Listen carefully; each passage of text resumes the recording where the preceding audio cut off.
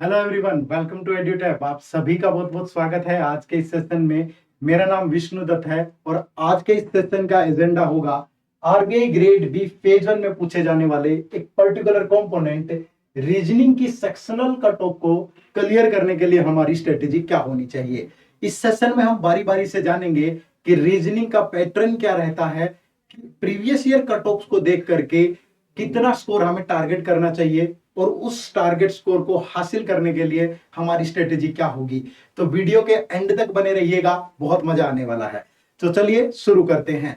लेकिन आगे बढ़ने से पहले सबसे पहले एक बहुत ही खूबसूरत इंफॉर्मेशन आप लोगों के लिए regarding to this comprehensive RBI grade B manager guide book.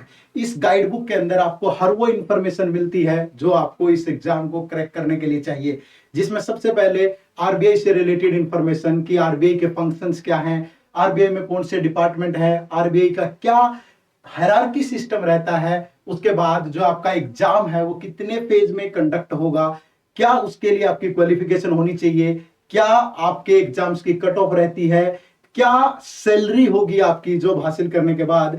इसके अलावा जो भी आपके फेजेज हैं, फेज 1 या फेज 2 में कौन कौन से पर्टिकुलर कंपोनेंट पूछे जाते हैं, उनमें उन सब्जेक्ट में क्या सिलेबस रहता है और उनको उस सिलेबस को कवर करने के लिए कौन से सोर्सेज आपको फॉलो करने चाहिए। और इसके अलावा एक 6 स्टेप डोमिनेशन फॉर्मूला जो इस एग्जाम को क्रैक करने में आपकी बहुत अच्छे से हेल्प करेगा, वो भी आपको दिया गया है। तो ये गाइड बुक आप लोगों के लिए बहुत ही इंपॉर्टेंट है। इसको आप डाउनलोड कर सकते हैं इसी वीडियो के डिस्क्रिप्शन में जाकर के, जो कि एब्सोल्युटली फ्री है। तो इसे जरूर डाउनलोड करिएगा। चलिए, तो अब इस सेशन को आगे बढ़ाते हैं। सबसे पहले हमारे लिए जानना जरूरी है कि जो रीजनिंग कंपोनेंट है उसका पैटर्न क्या रहता है। तो आप सबको पता है कि फेज 1 एग्जाम में ही ये पर्टिकुलर कंपोनेंट पूछा जाता है, जिससे टोटल जो क्वेश्चन रहते हैं वो 60 होते हैं और वो 60 मार्क्स के होते हैं। और यहाँ पे आपको सेक्शनल टाइमिंग मिलती है 45 मिनट। ठीक है, और इसके अलावा हमने यहाँ पे शेयर की है कि इसके लिए जो सेक्शनल कट ऑफ है वो कितनी रहती है। पर पिछले 5 सालों को अगर हम देखें तो यहां से अगर स्टार्ट करें 2017 से, तो ये आपकी 11 मार्क्स थी। और अगर 2018 और 2019 की बात करें तो दोनों ईयर ये 15 मार्क्स थी आउट ऑफ 60। लेकिन अगर लास्ट 2 इयर्स के एग्जाम देखें तो ये दोनों एग्जाम थोड़ा सा टफर साइड पे थे। तो 2021 की जो कट ऑफ है दैट वाज 12 मार्क्स और जो लास्ट ईयर कट ऑफ थी वो 9 मार्क्स थी। तो ऐसा क्या पूछा जाता है एग्जाम में कि ये जो 9 मार्क्स हैं आउट ऑफ 60 में से 9 मार्क्स लेना भी मुश्किल हो रहा है बच्चों के लिए। ठीक है, तो निश्चित तौर पे एग्जाम टफ होगा, लेकिन उस टफ एग्जाम को फोड़ने के लिए, उसे आराम से क्रैक करने के लिए हमारी स्ट्रेटेजी क्या होगी, यही तो आज के सेशन का एजेंडा है। तो ये जो प्रीवियस ईयर कट ऑफ मैंने आपके साथ डिस्कस की है, ये इसलिए डिस्कस की है सो दैट हम अपना टारगेट स्कोर भी निर्धारित कर लें कि इस पर्टिकुलर एग्जाम में हमें कितना स्कोर टारगेट करना चाहिए। तो सबसे पहले बात करेंगे टारगेट स्कोर की। तो टारगेट स्कोर एग्जाम हमेशा 2 तरीके से आता रहा है आरबीआई ग्रेड बी का। अगर आप 2019 में देखेंगे तो फेज 1 की जो कट ऑफ है वो 120 प्लस थी। लेकिन अगर आप लास्ट ईयर देखेंगे या उससे लास्ट ईयर देखेंगे तो cut off is somewhere between 60 to 70 marks, sometime is 66 point something, sometime इस बार 63.75 लास्ट ईयर। तो दोनों दोनों लेवल पे एग्जाम आ सकता है, तो हमें अपना टारगेट स्कोर भी दोनों एग्जाम्स को ध्यान में रख के करना है। अगर एग्जाम इजी आता है तो टारगेट स्कोर क्या होना चाहिए, अगर एग्जाम डिफिकल्ट आता है तो टारगेट स्कोर क्या होना चाहिए। तो सबसे पहले बात करते हैं टफ लेवल पे आता है जब, तो आपका यहां से जो टारगेट स्कोर होना चाहिए वो समवेयर बिटवीन या आसपास, या समवेयर बिटवीन 10 टू 15 या 15 के आसपास होना चाहिए। ठीक है, ये आपका टारगेट स्कोर होना चाहिए। ऐसा मैंने क्यों बोला, क्योंकि आरबीआई की जो सेक्शनल कट ऑफ है वो 25% से अबव कभी नहीं जाती। तो अगर 60 मार्क्स के इस पर्टिकुलर कंपोनेंट में है तो यहां पे आपके लिए 15 मार्क्स लेना जरूरी है। तो आप अपना मिनिमम टारगेट, चाहे डिफिकल्ट आए चाहे एग्जाम इजी आए, 15 मार्क्स तो जरूर रखिएगा। ठीक है, लेकिन अगर आपका एग्जाम इजी आता है तो इस पर्टिकुलर सेक्शन में 25 टू 30 स्कोर करना एक बड़ा टास्क नहीं है। कुछ पर्टिकुलर टॉपिक्स पे फोकस करके आप इतना स्कोर कर सकते हैं, लेकिन ध्यान रखिएगा कब, जब एग्जाम इजी आएगा और तब आपको इतना स्कोर करना ही पड़ेगा। अगर फेज 1 की कट ऑफ 120 प्लस जाती है तो तो आपको ओवरऑल कट ऑफ भी तो क्लियर करनी है ना। तो अगर इंडिविजुअल सेक्शंस में कम स्कोर आएगा तो तब इसको आप कैसे क्लियर करोगे।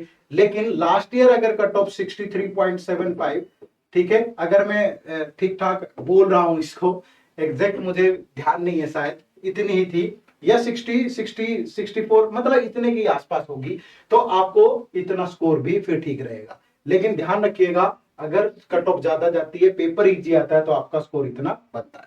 ठीक है, चलिए अब इसके लिए क्या स्ट्रेटेजी होनी चाहिए। ठीक है, कि मिनिमम 15 स्कोर करना है हमें, लेकिन उसके लिए स्ट्रेटेजी क्या होगी वो भी डिस्कस करते हैं। तो स्ट्रेटेजी में सबसे पहले आपको पता होना चाहिए इसका सिलेबस। ठीक है, अब जो सिलेबस है ये सारे टॉपिक्स है जो रीजनिंग सेक्शन में पूछे जाते हैं। लेकिन आप कहोगे सर जब आरबीआई की नोटिफिकेशन आती है तो वहां पे कहीं भी सिलेबस मेंशन नहीं होता रीजनिंग का, वहां सिर्फ लॉजिकल रीजनिंग लिखा होता है। तो ये हमने कहां से बनाया कि यही सिलेबस होगा आपका, यही टॉपिक पूछे जाते हैं। पास्ट 5 इयर्स के एग्जाम को एनालिसिस करने के बाद हमने देखा कि कभी भी इन टॉपिक से बाहर क्वेश्चन नहीं पूछा गया। ठीक है, तो वो मैं आपको दिखाऊंगा अभी कि ये सारे टॉपिक नहीं पढ़ने हैं आपको। ठीक है, ये सारे टॉपिक आपको नहीं पढ़ने हैं, आपको टॉपर नहीं बनना है, आपको 60 आउट ऑफ 60 नहीं लेना है। लेकिन किस अकॉर्डिंग, किस पैटर्न को ध्यान में रख के किस तरीके से आपको इसे प्रिपेयर करना है वो मैं आपको बता देता हूं। लेकिन इसी में से अगर आप बात करें कि कौन से इंपॉर्टेंट टॉपिक है जिन पे हमें ज्यादा फोकस करना चाहिए, तो वो ये वाले है। ठीक है, अब आप कहेंगे पहला टॉपिक है alpha numeric series, coding and decoding, machine input output, syllogism, direction, inequality, ranking, blood relation, arrangement and puzzle. आप कहोगे सर ये तो आपने सारा ही शामिल कर लिया। ठीक है, आपने कुछ ये टॉपिक छोड़े क्रिटिकल रीजनिंग के, बाकी सारे इंपॉर्टेंट में डाल दिए हैं आपने, मैंने डाले हैं। ठीक है, लेकिन मैं इसको बहुत अच्छे से एक्सप्लेन करूंगा कि आपको इसे किस तरीके से कवर करना है और इसको इनमें से किसको प्रायोरिटी पे रखना है, किसको बाद में, ये हम डिस्कस कर लेंगे अभी स्ट्रेटेजी में आगे। लेकिन ध्यान रखिएगा अगर इंपॉर्टेंट की बात करोगे तो यही है, लेकिन इसको भी किनको ज्यादा प्रायोरिटी पे रखना है वो सारी चीजें डिस्कस करेंगे। अब अगर मैंने ये इंपॉर्टेंट बोला है कि ये सारी चीजें इंपॉर्टेंट है, ये आपका सिलेबस है, तो वो किस बेस पे डिसाइड किया हमने, वो है हमारा पीवाईक्यू कंपैरिजन। प्रीवियस 5 इयर्स के पेपर का हमने ढंग से एनालिसिस किया, आरबीआई ग्रेड बी 2017, 2018, 2019, 2021 और 2022, और देखा कि जो मेजर क्वेश्चंस हैं वो किन टॉपिक से पूछे जा रहे हैं। तो उनमें सबसे पहला टॉपिक है इनपुट आउटपुट, जहां से हर साल 5 क्वेश्चन जरूर आते हैं, एक आध बार बीच में मिस भी हो गया, कोई इश्यू नहीं है, लेकिन ये पूछा जाता है। ठीक है, उसके बाद इनइक्वालिटी से 2-3 क्वेश्चंस, कभी 5 कभी 6 क्वेश्चन भी पूछे गए हैं। ठीक है, फिर ब्लड रिलेशन आता है आपका 3, 5, 9, 5, डायरेक्शन से क्वेश्चन रहे हैं, सिलोगिज्म से क्वेश्चन रहे हैं, और अरेंजमेंट और पजल। ठीक है, ये दोनों कंपोनेंट से 25 क्वेश्चन पूछे जाते हैं अगर मैं इसमें से डायरेक्शन और ब्लड रिलेशन निकाल दूं। अगर पजल्स डायरेक्शन पे बेस्ड है, ब्लड रिलेशन पे बेस्ड है, वो शामिल कर लोगे तो 30 क्वेश्चन है, कहीं हमने किया है कहीं नहीं किया है, तो 25 क्वेश्चन आपके इसी से रहते हैं। फिर क्रिटिकल रीजनिंग से भी 10 से 12 क्वेश्चन रहते हैं। ये पूरा पीवाईक्यू एनालिसिस है जो हमने 3 पार्ट में डिवाइड किया, ये मैं स्ट्रेटेजी में आपको बताऊंगा। ठीक है, तो ध्यान रहेगा ये इसलिए इंपॉर्टेंट है। ठीक है, चलिए अब आते हैं स्ट्रेटेजी पे। पीवाईक्यू को जान लिया आपने, पैटर्न को समझ लिया है, कौन से टॉपिक कब और किस किस ईयर में कितने मार्क्स के पूछे गए। अब क्या स्ट्रेटेजी रह सकती है हमारी कि हमें एक अच्छा स्कोर करना है, यानी मिनिमम जो कट ऑफ है 15 मार्क्स वो तो क्लियर करनी ही करनी है, और अगर इजी आया तो स्कोर हमारा 30 तक भी जा सकता है। क्या स्ट्रेटेजी होगी? सबसे पहला point, focus on the important chapter, कि आपको कुछ इंपॉर्टेंट चैप्टर्स पे फोकस करना होगा। ठीक है, अब वो चैप्टर्स क्या है, तो मैंने यहाँ पे जो पूरा सिलेबस है आपका उसको 3 पार्ट में डिवाइड कर दिया। ठीक है, आपके जितने भी टॉपिक है टोटल जो आज तक पूछे गए हैं उनको हमने 3 पार्ट्स में डिवाइड कर लिया है। ठीक है, ये पार्ट 1 है जिसमें alpha numeric series, coding decoding, machine input output, syllogism, direction sense, inequality, ranking और ब्लड रिलेशन। ठीक है, दूसरा पार्ट नंबर 2 है सीटिंग अरेंजमेंट और पजल, और थर्ड पार्ट नंबर 3 है जिसमें क्रिटिकल रीजनिंग और डाटा सफिशिएंसी से रिलेटेड चीजें। अब किस पर्टिकुलर सेक्शन से कितने क्वेश्चन आते हैं पहले तो ये समझिए। तो 25 क्वेश्चन आपके इस पर्टिकुलर सेक्शन से रहते हैं। ठीक है, और 10 to 12 मार्क्स आपके इस पर्टिकुलर सेक्शन से रहते हैं। ठीक है, तो मैं मान के चलूंगा कि 22 से 25 तक क्वेश्चन आपके इस पर्टिकुलर सेक्शन से, 20 से 25 समवेयर बिटवीन, एक आध ऊपर नीचे हो सकता है। ठीक है, अब क्या हमें ये सारा पढ़ना है? ठीक है, अब आपका एक डाउट तो मेनली ये है कि क्या मैं सीटिंग अरेंजमेंट और पजल को स्किप कर सकता हूं आरबीआई ग्रेड बी एग्जाम के लिए। दूसरा पार्ट ये है, कुछ बच्चे कहते हैं कि मैं आसान लेवल की पजल अरेंजमेंट बना लेता हूं, तो अगर मैं इनमें से कुछ टॉपिक स्किप कर दूं तो क्या मेरा काम चल जाएगा? ठीक है। थर्ड, जो क्रिटिकल रीजनिंग है वो किस तरीके से प्रिपेयर करें, ये भी एक बड़े मेन डाउट्स में आता है आपका। बारी बारी से सबको कवर करते हैं। ठीक है, पहला पार्ट कि क्या मैं सीटिंग अरेंजमेंट और पजल को स्किप कर सकता हूं। ठीक है, देखो एक बार एग्जाम को समझना जरूरी है। एग्जाम आपका दो शिफ्ट में होता है, एक मॉर्निंग शिफ्ट और एक इवनिंग शिफ्ट। ठीक है, अब यहां से ये जरूरी नहीं है कि ये पार्ट वन के जो सारे टॉपिक है वो हर शिफ्ट में पूछे जाएंगे। ठीक है, क्वेश्चन की वेटेज इतनी रहती है 20 to 25, लेकिन हो सकता है कि कुछ टॉपिक, जैसे आप लास्ट ईयर की बात करोगे तो सिलोगिज्म और इनइक्वालिटी के क्वेश्चन दोनों एक साथ नहीं थे। एक शिफ्ट में सिलोगिज्म पूछ ली, एक शिफ्ट में इनइक्वालिटी पूछ ली, एक शिफ्ट में डायरेक्शन सेंस का एक आध क्वेश्चन दे दिया, ब्लड रिलेशन के ज्यादा दे दिए, एक शिफ्ट में ब्लड रिलेशन का एक दो क्वेश्चन दे दिया छोटे टाइप में, डायरेक्शन के ज्यादा दे दिए। इस तरीके से ऊपर नीचे होता रहता है। तो पहली बात तो आपको यह ध्यान रखनी है कि जरूरी नहीं है कि ये सारे टॉपिक एक साथ एक ही शिफ्ट में पूछे जाएंगे। ठीक है, तो इसमें से हम कुछ टॉपिक कर ले कुछ स्किप कर दें, ऐसा नहीं हो सकता। ये बेसिक टॉपिक हैं, बहुत मुश्किल भी नहीं है, ये सारे आपको करने हैं। तो ये तो आपका इंपॉर्टेंट पार्ट है। ठीक है, और अगर मैं आपको ये कह रहा हूं कि ये आपको जरूर करने चाहिए, ठीक है, ये आपको जरूर करने चाहिए, क्यों कह रहा हूं? इनकी एक लिमिटेशन है। Out of the box question यहां से नहीं पूछा जाता। सिलोगिज्म में क्या होगा, ज्यादा से ज्यादा रिवर्स सिलोगिज्म पूछ लेगा या कोडेड सिलोगिज्म पूछ लेगा। हमने अपने कोर्स में बहुत अच्छे से कवर किया सारी चीजें, न्यू पैटर्न के question, only a few, only pay based question, सब चीजें कवर किए। इन टॉपिक्स की लिमिटेशन है, तो यहां से अगर आप कवर करोगे इन टॉपिक्स को अच्छे से तो भी आपकी कट ऑफ बहुत आराम से क्लियर हो जाएगी। आपको इन दोनों पार्ट पे इतना ध्यान देने की जरूरत भी नहीं है। ठीक है, तो ध्यान रखिएगा, ये इंपॉर्टेंट है, ये सबको करना चाहिए।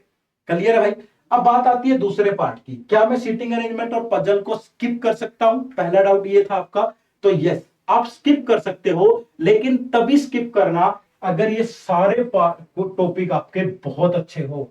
ठीक है, वेरी वेल, अगर आपने पढ़ रखे हैं बहुत अच्छे से तभी आप इनको स्किप करना। अदरवाइज कुछ चीजें जो ट्रेंडिंग में है, जैसे पजल में डेट और मंथ वाली पजल ट्रेंडिंग में है, बॉक्स वाली पजल ट्रेंडिंग में है, फ्लोर वाली पजल ट्रेंडिंग में है। अगर सीटिंग अरेंजमेंट की बात करूं तो लीनियर, जो certain number of person circular या लीनियर रो में बैठे होते हैं, वो ट्रेंडिंग में है। उतने सी टाइप की चीजें ध्यान में रख के जाओ। ठीक है, इनको बहुत अच्छे से कवर करो, इसमें से जो ट्रेंडिंग में सिर्फ वो चीज ध्यान रखो। ठीक है, और अगर ये बहुत अच्छे प्रिपेयर है, थोड़ा बहुत यहां भी कर लोगे तो इसे स्किप कर दो, कोई इश्यू नहीं है। ठीक है, आप स्किप कर सकते हो, लेकिन फर्स्ट पार्ट बहुत अच्छा होना चाहिए, थर्ड में से भी कुछ ना कुछ कर लो तो आपका डिसेंट स्कोर आ जाएगा, एक अच्छा स्कोर आ जाएगा। ठीक है, लेकिन अगर कोई ये सोच रहा है कि मैं इसको स्किप कर दूं, पार्ट टू और पार्ट थ्री कवर कर लूं, नहीं, ये गलत स्ट्रेटेजी होगी आपकी, क्योंकि अरेंजमेंट और पजल की लिमिटेशन नहीं है। वो पता नहीं कहां से कुछ भी बना के पूछ लेगा, उसने कोई पर्टिकुलर ये नहीं बताया कि इसी टाइप की पजल पूछूंगा। मैंने आपको जो बताया ट्रेंडिंग में वो तैयार कर लो, वो तो हमने अपने एक्सपीरियंस के बेस पे बताया, आपको कर लेना चाहिए। तो ये ध्यान रखना। ठीक है, क्रिटिकल रीजनिंग पढ़ लीजिए, कुछ कॉमन पॉइंट होते हैं, ठीक है, कुछ रूल होते हैं जिनमें आपको पता होना चाहिए। और आजकल करंट इवेंट पे ज्यादा क्रिटिकल रीजनिंग के क्वेश्चन आते हैं। स्टेटमेंट दी है, इनफ्रेंसिस दे देगा, कोई करंट सिचुएशन दे दी, जैसे रशिया और यूक्रेन का वॉर चल रहा है, ठीक है, तो उसमें दो तीन स्टेटमेंट बना के दे देगा, क्या यूएसए का इस तरीके से दखल करना सही है, ठीक है, या भारत का जो न्यूट्रल न्यूट्रल वो रहा, एजेंडा रहा दोनों के इस वॉर के अंदर, क्या वो सही स्ट्रेटेजी है। अलग अलग टाइप की चीजें ऐसे बना के, ठीक है, या कुछ पाकिस्तान में बहुत सारे क्राइसिस चल रहे हैं अभी, उस पर आपकी क्या राय है, इस टाइप से कुछ दे देगा, या क्या कोर्स ऑफ एक्शन होना चाहिए, व्हाटएवर, वो क्रिटिकल उसमें करंट पे ही होता है। तो ये चीज ध्यान रखना, तो इस तरीके से प्रिपेयर करना इसको। ठीक है भाई, तो दोनों तीनों जितने भी आपके डाउट है वो उनका आंसर आपको मिल गया होगा। तो ये स्ट्रेटेजी आपकी होनी चाहिए। ठीक है, चलिए नेक्स्ट, जब भी आप कोई भी टॉपिक कवर करें, keep an I on new pattern question. अब मैं ये क्यों कह रहा हूं, क्योंकि ये ट्रेंडिंग में जो चीजें होती है वो पूछता है एग्जाम में, जैसे सिलोगिज्म है, ओनली अ फ्यू, ओनली, या रिवर्स सिलोगिज्म, ये इस टाइप की चीजें पूछेगा। इनइक्वालिटी में कोडेड इनइक्वालिटी पूछ लेगा, ब्लड रिलेशन कोडेड आ सकता है या पजल बेस्ड आ सकता है। मशीन इनपुट आउटपुट में कोई नए लॉजिक पे बेस्ड चीजें आ सकती हैं जो नंबर और लेटर्स के साथ एक साथ यूज हो रहा हो। कोडिंग एंड डिकोडिंग में लॉजिक बेस्ड क्वेश्चन आ सकते हैं, अल्फा न्यूमेरिक सीरीज में आ सकते हैं, तो न्यू पैटर्न जरूरी है ध्यान रखना। ऐसे ही पजल और चीटिंग अरेंजमेंट में भी जो ट्रेंडिंग में मैंने अभी बताया उन पे भी ध्यान रखिए, और क्रिटिकल रीजनिंग में करंट पे को अच्छे से रीड करो सो दैट आप आंसर कर पाए। ठीक है, उसके बाद अगर सीटिंग अरेंजमेंट और पजल कर सकते हो तो रेगुलर बेस पे प्रैक्टिस करिए। अगर यहाँ पे आपको लगता है कि कुछ टॉपिक में दिक्कत है तो यहाँ पे जो चीजें मैंने आपको ट्रेंडिंग में बताई है या दूसरे टाइप के पजल वो रेगुलर बेस पे आपको करनी चाहिए, आधा एक घंटा आपको निकालना है। ठीक है, चलिए उसके बाद प्रैक्टिस अलॉट, जितना हो सके प्रैक्टिस करो। हम क्या करते हैं, कहीं भी कुछ भी टॉपिक सीख लिया आपने, सिर्फ वीडियो देख के छोड़ देते हैं। जब तक आप उसे एग्जीक्यूट नहीं करोगे तो वो आपके काम का नहीं है, आप भूल जाओगे कुछ टाइम के बाद। अगर आपने एक टॉपिक पढ़ा, सपोज आपने सिलोगिज्म पढ़ लिया, तो उस पर 100 क्वेश्चन सोल्व करो कम से कम। इनइक्वालिटी पढ़ी है, 200 क्वेश्चन सोल्व करो, ज्यादा टाइम नहीं लगेगा करने में, इतना आपको करना पड़ेगा। तो जितना हो सके ज्यादा से ज्यादा प्रैक्टिस जरूर करनी है। सिर्फ देखने से नहीं होता, देख तो पूरी दुनिया ही है यार, ठीक है, लेकिन जो एग्जीक्यूट करता है वही सफलता के द्वार उसी के लिए खुले होते हैं। ठीक है, तो ट्राई करना ज्यादा से ज्यादा। ठीक है, उसके बाद follow this sequence at the time of mock test. जब भी आप मॉक टेस्ट दें या रियल टाइम एग्जाम जब आपका होगा तो आपको एक स्ट्रेटेजी जरूर अपनानी चाहिए। वो स्ट्रेटेजी बड़ी इंपॉर्टेंट है, खासकर आरबीआई ग्रेड बी एग्जाम के लिए। क्या है वो मैं अभी बताऊंगा आपको, लेकिन ये स्ट्रेटेजी क्यों जरूरी है। दो टाइप के बच्चे होते हैं, ठीक है। एक बच्चा होता है कि जिसकी तैयारी कम है, जिसकी तैयारी हो सकता है कि 30% ही हो, ठीक है, और एक स्टूडेंट ऐसा है जिसकी प्रिपरेशन 70% है। लेकिन आप देखोगे बहुत बार ये कट ऑफ वगैरह आराम से क्लियर कर जाता है और ये रह जाता है। ठीक है, उसके पीछे का कारण क्या है, क्योंकि इसका फोकस सिर्फ इसी पे है कि जो तू 30% प्रिपेयर करके आया है बस उसको वही देना है अपना, समझ रहे हो, और निकल गई उसकी कट ऑफ।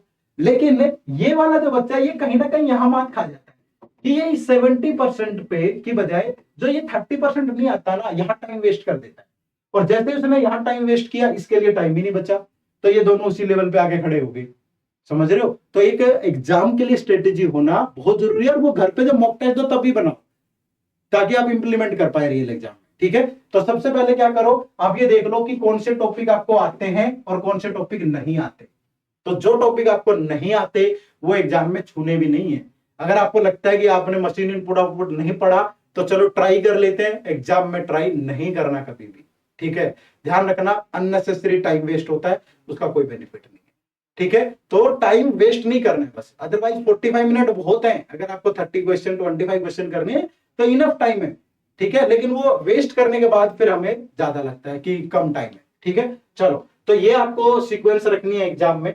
ठीक है, सबसे मैंने 3 पार्ट में डिवाइड किया है। पहला पार्ट होगा इनइक्वालिटी, सिलोगिज्म, अल्फा न्यूमेरिक। तो स्टार्टिंग के 10 मिनट में आपको क्या करना है, 10 मिनट्स में पूरे पेपर में से निकल जाना है। ठीक है, और जहां इनइक्वालिटी का क्वेश्चन दिखा, सिलोग्स, अल्फा न्यूमेरिक सीरीज, उनको अटेम्प्ट करना है। जरूरी नहीं, हो सकता है कि सिलोगिज्म में 5 क्वेश्चन पूछे हैं तो 3 क्वेश्चन डुएबल थे, 2 क्वेश्चन थे मुश्किल, तो उसे स्किप कर दो, कोई इश्यू नहीं है। लेकिन आपसे यहां से कम 7 से 8 क्वेश्चन जरूर पूछेगा वो, तो इनका ध्यान रखो।